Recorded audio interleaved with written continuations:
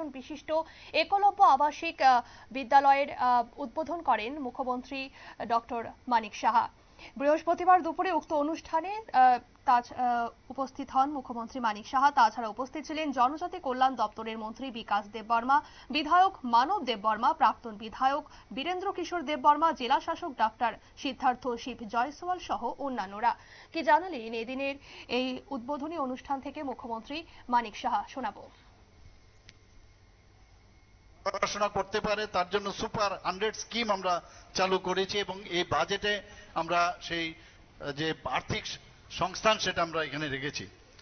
জনজাতি লোকসঙ্গীত, লোকনৃত্য, হস্তকারু, হস্তশিল্প ইত্যাদির বিষয়ের উপর কর্মশালা এবং শিক্ষামূলক ভ্রমণ এবং মেলার আয়োজনের জন্য এবারের বাজেটে আমরা প্রতি বছর আমরা 3 কোটি টাকা করে এই বছর তো রেখেছি, সামনের বাজেটও আমরা সেইভাবে আমরা রাখবো।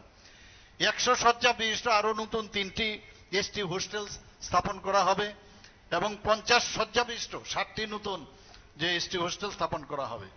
আমাদের ত্রিপুরাতে আগে আপনারা শুনলেন মুখ্যমন্ত্রীর বক্তব্য। এদিন বিদ্যালয়টি উদ্বোধন করার পর সমস্ত শ্রেণীকক্ষগুলি পরিদর্শন করে স্কুলে পাঠরত ছাত্রছাত্রীদের সাথে আলোচনা করেন মুখ্যমন্ত্রী ডক্টর মানিক সাহা। নিয়ে নিচ্ছে ছোট্ট একটি বিজ্ঞাপন বিরতি, সঙ্গে থাকুন।